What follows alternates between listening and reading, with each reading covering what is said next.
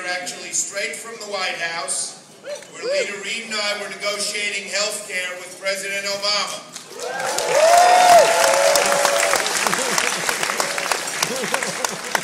I'm working hard to ensure that we have a strong, robust public option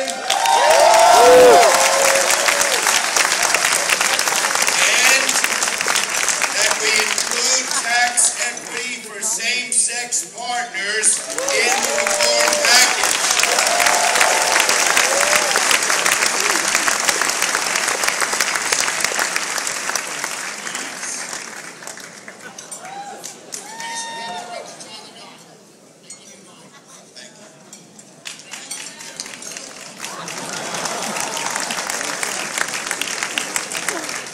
Unexpected surprise. Thank you.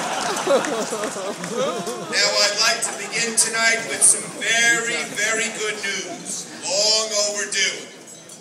As you know, Matthew Shepard was brutally murdered more than 11 years ago.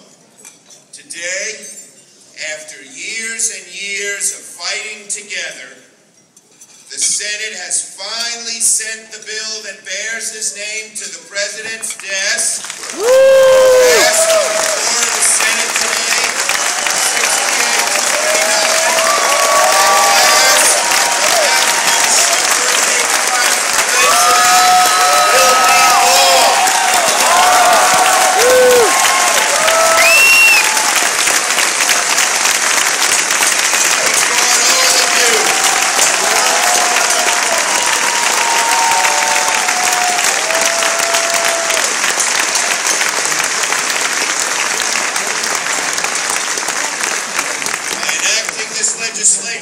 We're sending a clear message. Violence against gay, lesbian, and transgender Americans will not be tolerated. In America, you are free to be yourself, and you should never be attacked for simply being you. So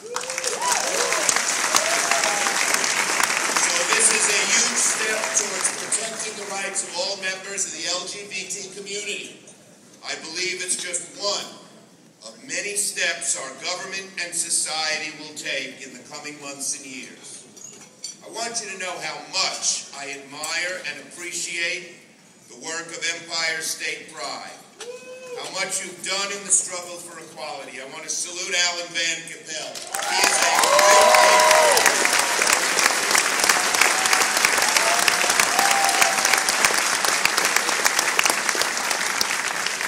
We continue in our struggle for equality, a struggle that dates back to the early days of America.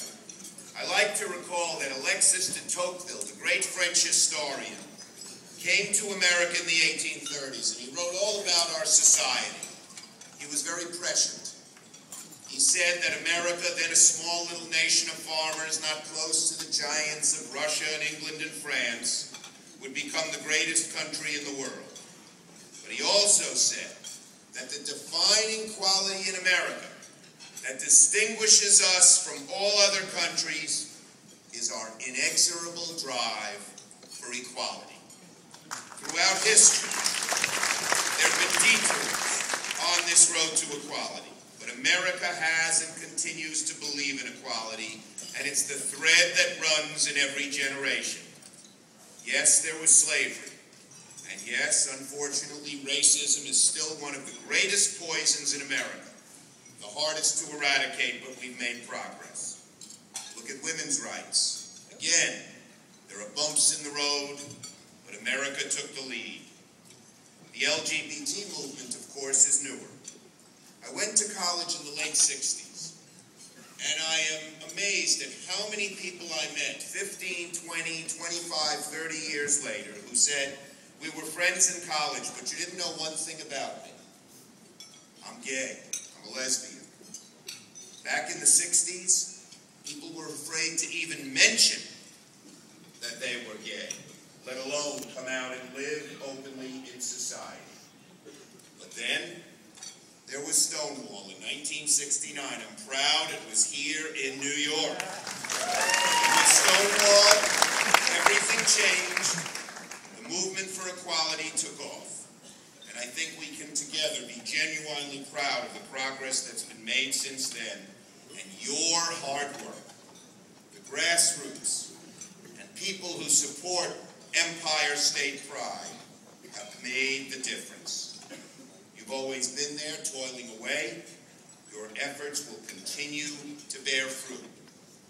We will have gay marriage, full equality in New York very soon, and it will spread to other states.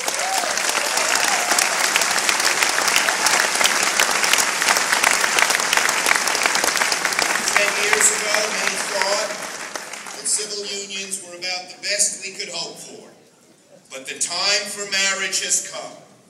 I call on all of my colleagues, Democrat and Republican, in the Congress, in the state Senate, in the state legislature, to support full marriage equality now.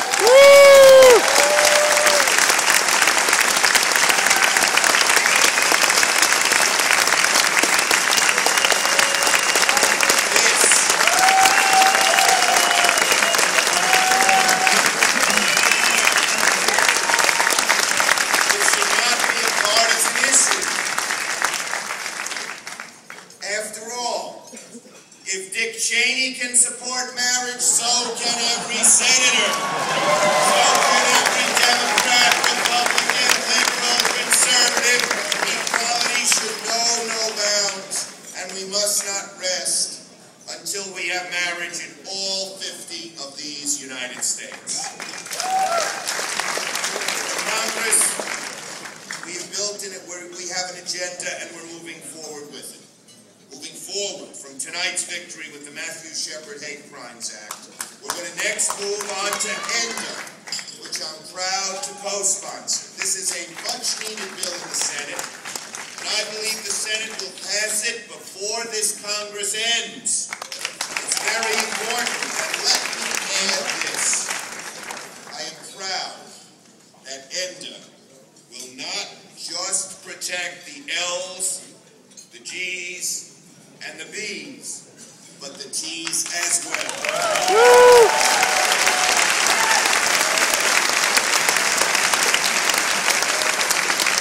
We must include our transgender friends. As Hillel famously said, if not now, when?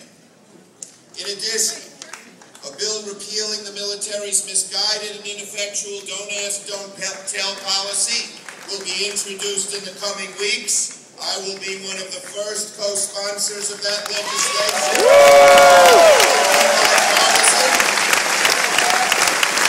I will proudly support it. With 2 wars to fight, we cannot afford, both strategically and morally, to turn away qualified, patriotic young men and young women simply because of their sexual orientation. And then we have more to do. I hope soon we will get rid of DOMA once and for all. We all know love doesn't recognize state borders. A marriage shouldn't dissolve when you fly from Iowa to South Carolina. And that's why I'm going to fight to make all federal rights portable. If you get married in one state, have a legitimate marriage license, you should be able to have federal rights in every state of these United States. So, my friends, my colleagues, I so thank you for the honor of addressing you tonight. I want to thank you for inviting me. We have a big agenda, but I want you to know that you truly are my brothers and sisters, and the partnership and love between the LGBT movement and Chuck Schumer will last forever.